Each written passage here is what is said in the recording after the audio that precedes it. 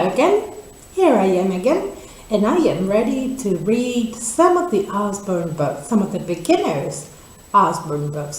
First, I will show you the books that I have, which are the books that I have for my school, for my students. So I'm really helpful and I'm really grateful to Usborne because we have had this opportunity to have free books at school. So I'm going to show you. I have a few books about Earth, planet Earth, under the sea, then the wonderful solar system, and sun, moon, and stars. These are some of the books about Earth that we have. Then we have some historical books. We have the Egyptians, which is really good and a lot of fun.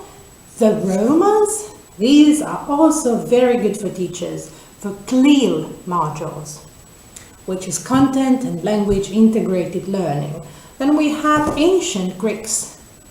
So these are some of the historical books. Oh, we also have Elizabeth I, which is one of my favorites, and a wonderful book about London, which is also very good. Then we have a few books about animals. I have been using some of these books in my classes, especially this one.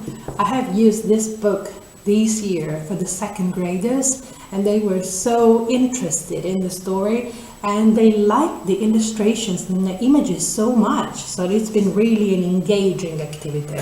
How flowers grows is also very nice. And then specifically about animals, we have bears, caterpillars and butterflies, and bees and wasps, which is also very good. But now I'm going to start to read one of these books to you. So let me start today with Egyptians, which is a wonderful book, strongly suggested for elementary school teachers and students because they're going to learn about Egyptians in English. The book is very nice and very simple, as you can see, and I'm going to read this to you now. So if you do have the book, go get it right now because I'm ready to read the book to you. Okay? So let's start. People of the past. Egypt is a hot country in North Africa. The people who lived there thousands of years ago are called ancient Egyptians. This picture is a part of an ancient Egyptian wall painting. It shows a group of servants.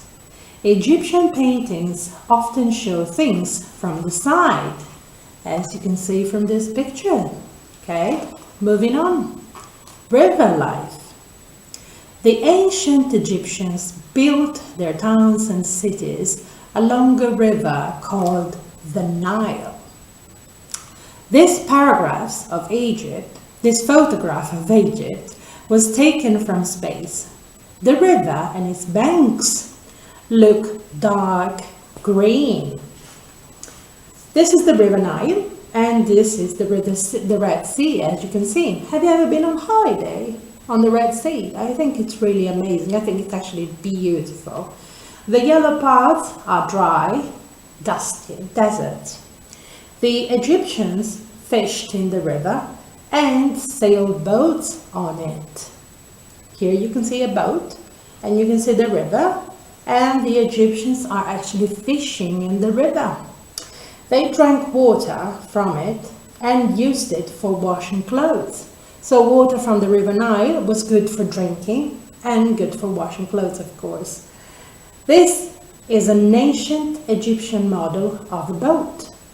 Very nice. Look at it. It's really nice. Can you see? People swam in the Nile, but they had to watch out for crocodiles. Do you know what a crocodile is? This is a crocodile. It's a dangerous animal. We don't have them here, but in Egypt, they used to have crocodiles. So, farmers. Egyptian farmers grew fruit, vegetables, and other plants on the banks of the River Nile. So as you can see, the River Nile was used for growing plants, fruit, vegetable. It was very useful. These Egyptian painting shows farmers picking the grapes they have grown. Farmers trained monkeys to pick fruit from high trees and throw it down. So monkeys were helping them. They were helping them to pick fruit, okay, from high trees. Then they were throwing them down, so they were helping them. The Nile flooded every year. There was a lot of water. These made the soil good for growing plants. When the land dried up, plants grew in the sun. I don't think this happens today. No, I think there's not a lot of water in the Nile. Farmers worked hard in the fields. Farmers kept some of the crops to eat and took the rest to the market. So they were merchants, okay? And now let's see what happened at home. Ancient Egyptian houses were made of dried mud and painted white. As you can see, they were painted white. So they had white houses.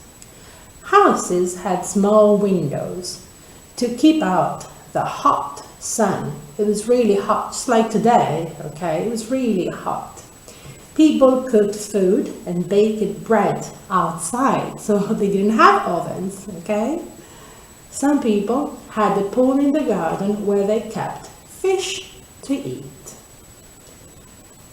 Egyptians slept on a hard wooden bed. Hard wooden beds. It was not soft. It was hard, with wooden heartrests instead of pillows. Rich people often had servants. This model shows servants hard at work baking bread. Kings of Egypt. Egyptian kings were called pharaohs. The pharaoh was the richest and most important person in the whole country. A pharaoh made laws and gave orders. He led his soldiers to fight enemies. He went out hunting in his chariot. He also met visitors from other countries, so he was a very important man. Do you know anyone right now in Italy or in your country who has the same job as the pharaoh used to do or used to have?